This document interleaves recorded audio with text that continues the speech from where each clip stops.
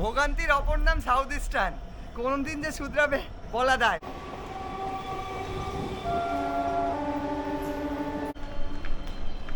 একটা নেগেটিভ দিক থাকলে একটা পজিটিভ দিকও আছে। একটা ট্রেন লেট করতে থাকলে পরপর লেট করতেই থাকে।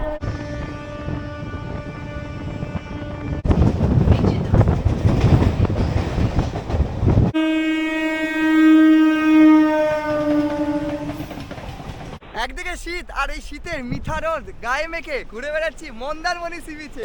আমায় ডুবাই দিরে আমায় ভাষাই দিরে অকুল দরিয়ায় বুঝি ভুল নাই। Good morning from Howrah station. আবারও একটি ব্র্যান্ড নিউ জার্নিতে তোমাদের সকলকে স্বাগত। সকাল সকাল হাওড়া স্টেশনে, গন্তব্য মন্দারমণি, সকলের পরিচিত এবং জনপ্রিয় সি বিচ বলতে গেলে। আর এই মন্দারমণিতে আজকে আমি যাব লোকাল ট্রেনে।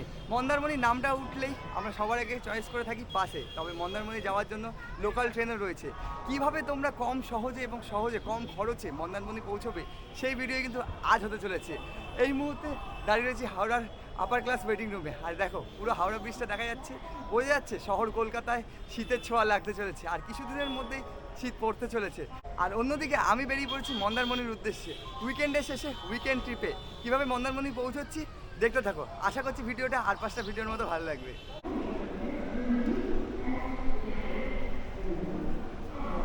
5:53 আর এই যে দিয়ে দিয়েছে হাওড়া আমতা লোকাল 38905 6টার সময় 15 নম্বর প্ল্যাটফর্মে। এই মুহূর্তে আমরা আমতা লোকাল ধরে সাঁতরাগাছিতে যাব।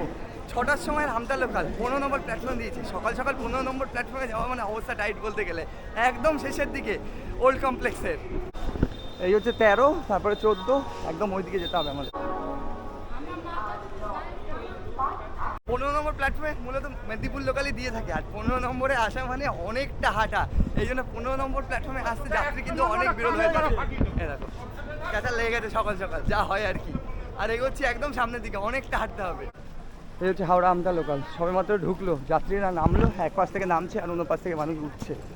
তবে ট্রেন এসে থামলো, প্রচুর যাত্রী নামলো, সবদের মতো পাবলিকরা আবার চড়ে বসবে এই ট্রেনের মধ্যে। 6টা ট্রেন ছাড়ার কথা 6টার সময়, তবে ট্রেন এখন এসে ঢুকলো। আর এই যে হাওড়া থেকে বেরোচ্ছে হাওড়া রাঁচি শতাব্দী এক্সপ্রেস। দেখা যাক আমাদের ট্রেন কখন পৌঁছায়। সাঁতরাগাছিতে আমাদের সময় রয়েছে 6:45। সাঁতরাগাছি থেকে আমাদের ট্রেন রয়েছে সাঁতরাগাছি মেচেদা লোকাল, যেটা ভায়া দীঘাতে যায়। সেই ট্রেনেই উঠবো এবং আমরা নামবো। আমাদের আজকের গন্তব্য হচ্ছে আশাপূর্ণা দেবী হল। উঠে পড়া যাক, ট্রেন ছাড়লে তোমাদের সাথে ডিরেক্ট সাঁতরাগাছিতে গিয়ে দেখা হচ্ছে।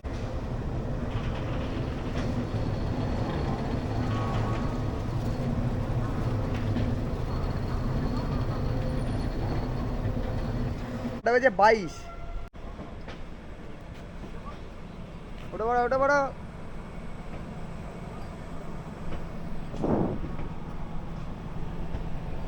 সময় ছিল 6টায় আর এখন 22 মিনিট লেট। জানি না কি হবে। ওখানে আমাদের ট্রেন হয়েছে 6:45, আদৌ পাবো কিনা বুঝতে পারছি না।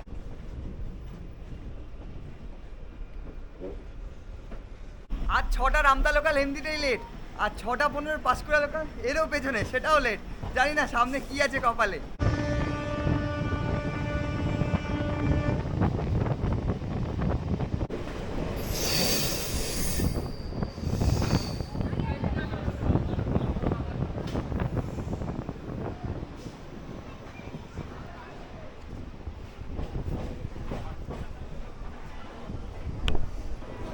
ছটা বেজে 50, সময় ছিল 6:45 আর এই মুহূর্তে 6:50। একদম এগোচ্ছি 5 নম্বর প্ল্যাটফর্মের দিকে। জানি না ট্রেন আছে কিনা, ধরতে পারবো কিনা দেখা যাক। এমনিতেই লেট। সাউথ ইস্টার্নের একটা নেগেটিভ দিক থাকলে একটা পজিটিভ দিকও আছে। একটা ট্রেন লেট করতে থাকলে পরপর লেট করতেই থাকে। আর এই যে দাঁড়িয়ে আছে অলরেডি সাঁতরাগাছি মেচেদা 4 নম্বর প্ল্যাটফর্ম। তোমার দেখ এই যে দাঁড়িয়ে আছে এই মুহূর্তে 38301। এই গাড়িটা দীঘা যাবে গো। ফাইনালি ট্রেন পেয়ে গেছি, ট্রেন দাঁড়িয়ে আছে। ওইদিকে যেহেতু লেট, এদিকেও লেট ছিল। উঠে পড়া যাক। এটাই মেচেদা অবধি যাবে এবং মেচেদা থেকে নাম চেঞ্জ করে ভায়া দীঘাতে চলে যাবে। 38301, যেটা 6:45 সময় থাকে সাঁতরাগাছি থেকে মেচেদা। চলো উঠে পড়া যাক।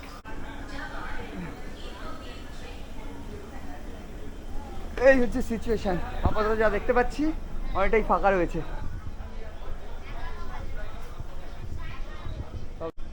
এদিকটা অনেকটাই ফাঁকা রয়েছে।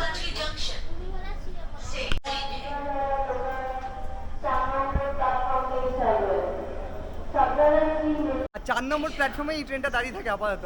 তোমরা নির্দ্বিধায় 4 নম্বর প্ল্যাটফর্মে চলে আসবে, ট্রেন পেয়ে যাবে। আর ওদিকে যদি হাওড়া থেকে কেউ আসো, আমাদের মতো সিচুয়েশনটা তোমাদের দেখালাম, তোমরা চেষ্টা করবে একটু সকাল সকাল বেরোনো। হচ্ছে ডট 7টা।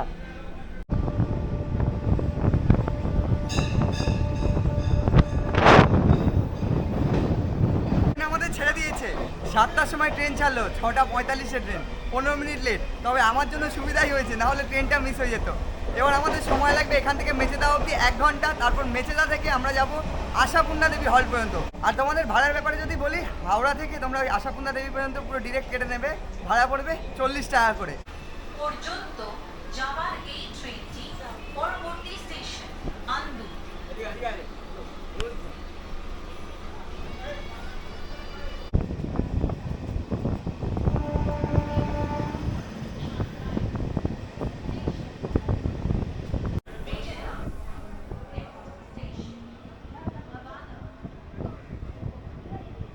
কলকাতায় শীতের আমেজ না থাকলেও হাওড়া বেরোতেই বোঝা যাচ্ছে শীত পড়ে গেছে।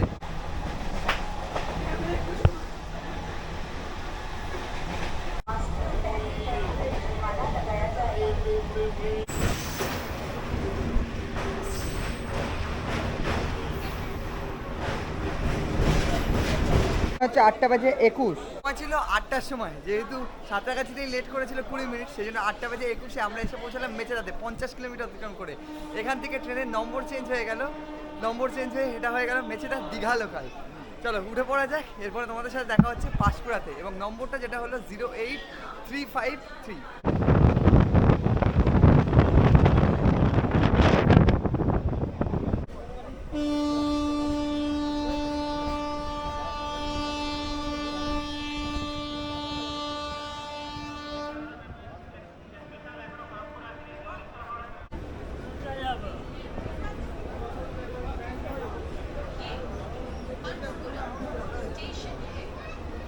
সময় হচ্ছে 8:44। বন্ধুরা চলে এলাম আমরা পাঁশকুড়াতে, আর এখানে আমাদের ট্রেন বেশ কিছুক্ষণ দাঁড়াবে। তবে তোমাদের বলে দিই, যদি মেচেদাতে তোমরা সময় না পাও, তবে ডিরেক্ট চলে আসবে পাঁশকুড়াতে। এখান থেকে এই ট্রেনটা তোমরা ধরে নিতে পারো। এবারে আমাদের ট্রেনটা আবারও ব্যাকে গিয়ে দীঘার লাইনে প্রবেশ করে যাবে।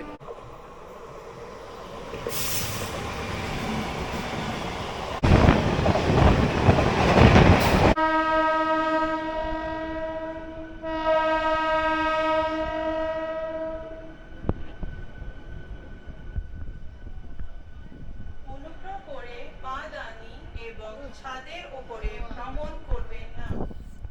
বন্ধুরা ফাইনালি পাঁশকুড়া থেকে আমাদের ট্রেন ছেড়ে দিল দীঘার উদ্দেশ্যে। তবে আজকে তুলনামূলক ট্রেনটা অনেকটাই ফাঁকা, যেহেতু লেটে চলছে। তবে আমরা যাব আশাপূর্ণা দেবী হল পর্যন্ত।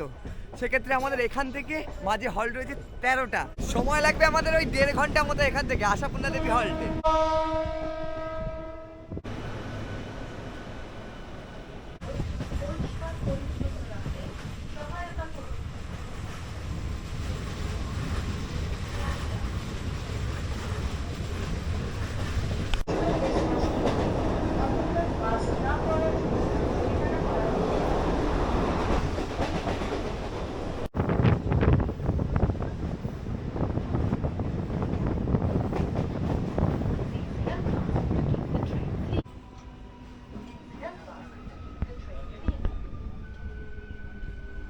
একশো 52 কিলোমিটার অতিক্রম করে চলে এলাম আমরা কাঁথিতে। এরপরে হচ্ছে সুজলপুর, শীতলপুর, তারপরে হচ্ছে আশাপূর্ণা দেবী হল।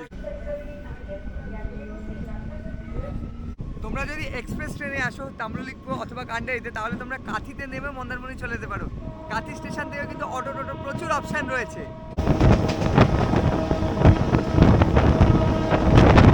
ছাদের উপরে ভ্রমণ করবেন না। বন্ধুরা ফাইনালি এসে পৌঁছালাম আশাপূর্ণা দেবী হল্টে। সময় ছিল 10:27, এই মুহূর্তে 10:49, অনেকটাই লেট। যেহেতু আগেই বলেছি আজকে ট্রেন আমাদের অনেকটাই লেট। বেরিয়ে পড়ছি স্টেশন থেকে বাইরে। এই যে ট্রেন চলে যাচ্ছে আপের দিকে, আমরা যাব ঠিক একদম পেছনের দিকে, যেদিক দিয়ে আমরা এসেছিলাম। ঠিক একদম ওইখান থেকে বেরোতে হবে আমাদের, তোমাদেরকে দেখাই এবার। এই হচ্ছে আশাপূর্ণা দেবী হল্ট। এটা একটা হল্ট স্টেশনও বলা যায়, একদমই ছোট্ট একটা হল্ট। একদম আমাদেরকে ওই প্রান্তে যেতে হবে, একদম শেষে।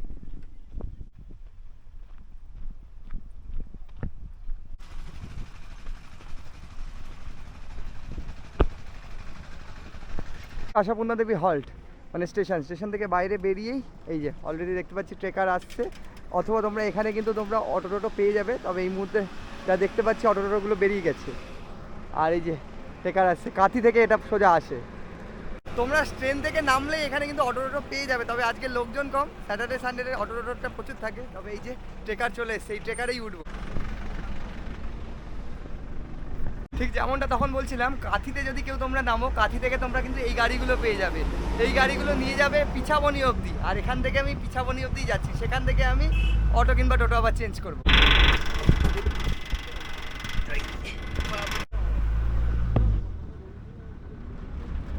বন্ধুরা এই ট্রেকারে করে চলে এলাম পিছাবনিতে, পিছাবনি বাজার। এটা এখান থেকে আমরা এলাম এই দিক দিয়ে, আর এই যে পুরো এটা হচ্ছে একটা রোড, আর এটা কিন্তু মেন রোড।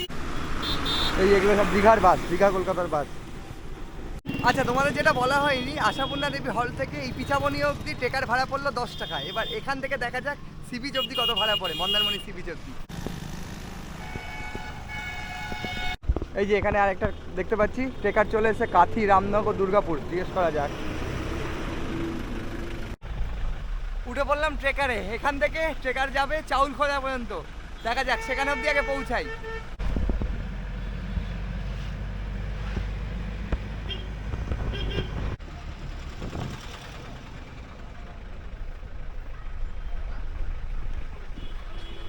পিছাবনি থেকে এই ট্রেকারে করে চলে এলাম চাউলখোলাতে। সময় লাগলো ওই 2 থেকে 3 মিনিট বলতে গেলে ট্রেকারে, আর ভাড়া পড়লো সেই 10 টাকা। স্টেশন থেকে পিছাবনি 10 টাকা, আর এখান পিছাবনি থেকে আবার এই চাউলখোলা 10 টাকা। দীঘার বাস ঢুকছে, দীঘা কাঁথি, আর এখানেই আমাদের নামালো। আর এটাই হচ্ছে চাউলখোলা। আর চাউলখোলাতে এই যে স্ট্যান্ড, এখানে রয়েছে একদিক দিয়ে অটো, আর এইদিকে রয়েছে টোটো। অটো টোটো সমস্ত কিছুই রয়েছে, মন্দারমণি যাওয়ার সমস্ত এগুলো কিন্তু অটো টোটো। একজন চলেছে। আচ্ছা, তোমাদের একটু ভাড়ার ব্যাপারটা বলে নিই। এখানে অটো টোটো দুটোই রয়েছে। তোমরা যদি অটো করে যাও তাহলে শেয়ারে 40 টাকা করে ভাড়া সি বিচ অবধি, আর যদি 4 জন থাকো, 1 থেকে 4 জন, সেটা হচ্ছে 250 টাকা অবধি, কারণ রিজার্ভে সেটা নিয়ে চলে যাচ্ছে তোমরা যে রিসর্টে যেতে চাও। উঠে বললাম অটোতে, এবারে চলেছি ডিরেক্ট মন্দারমণি সি বিচে। চলো।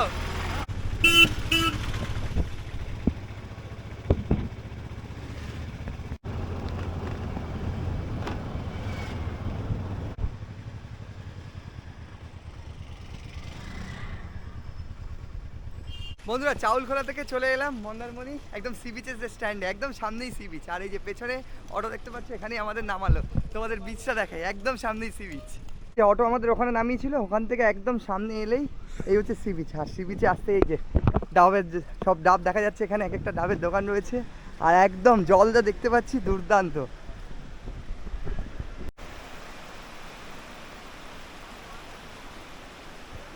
পাহাড় নাকি সমুদ্র যাই বলো, দুটোর ব্যাপারই কিন্তু ভিন্ন।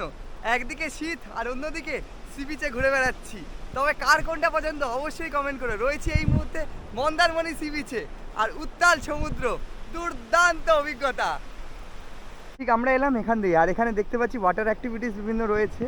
এখানে ব্যানানা রাইড দেখতে পাচ্ছি, আর একটা আমি স্পিড বোট দেখতে পাচ্ছি, আর কিন্তু দুর্দান্ত যা দেখতে পাচ্ছি। আর তোমরা চাইলে এই ওয়াটার অ্যাক্টিভিটিসগুলোও করে নিতে পারো।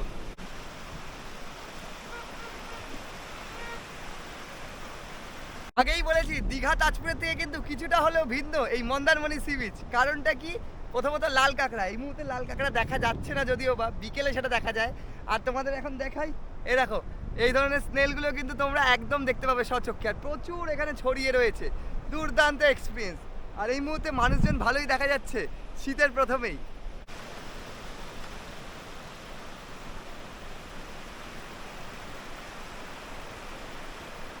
বন্ধুরা এই হচ্ছে মন্দারমণি সি বিচ। এই যে ওপরে দেখা যাচ্ছে এগুলো কিন্তু এক একটা রেস্টুরেন্ট মতো, এবং এগুলোতে সব কটাতে পানীয় পাওয়া যায়। তোমরা যারা সুরাপ্রেমী তাদের জন্য তো সোহাগ চায়েত বলতে গেলে।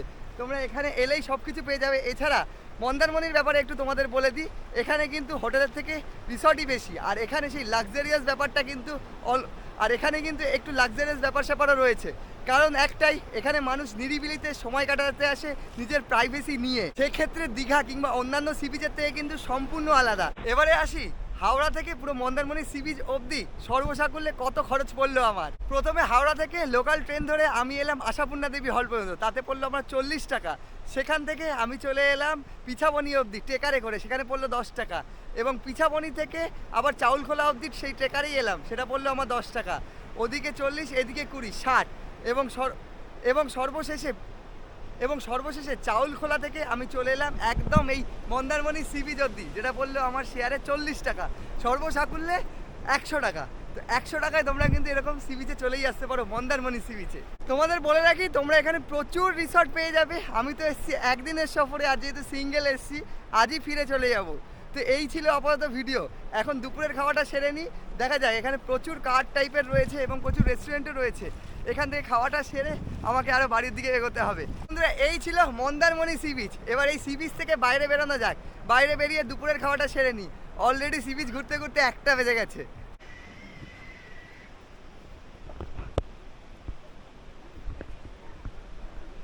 সময় 1:28, অলমোস্ট 1:30 বেজে গেছে। চলে এসেছি মন্দারমণি সি বিচের কাছে একটি লোকাল রেস্টুরেন্টে। আর এই মুহূর্তে নিয়ে নিয়েছি কাতলা থালি, রাইস, এখানে দেখা যাচ্ছে আলু পোস্ত রয়েছে, এখানে আলু ভাজা রয়েছে, এদিকে লেবু অ্যান্ড এইদিকে চাটনি, আর এই হচ্ছে কাতলা গরমা গরম একদম। আর এইদিকে রয়েছে মাছের মাথা দিয়ে একটু সবজি, অ্যান্ড এই হচ্ছে ডাল। প্রচণ্ড ধরে খিদে পেয়ে গেছে, কথা না বাড়িয়ে খাওয়াটা সেরে নেওয়া যাক আগে।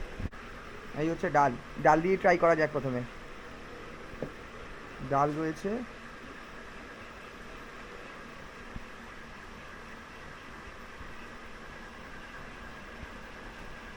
বন্ধুরা এই হচ্ছে কাতলা মাছ। কাতলা মাছের সাইজটাও বেশ বড়, টেস্ট করা যাক।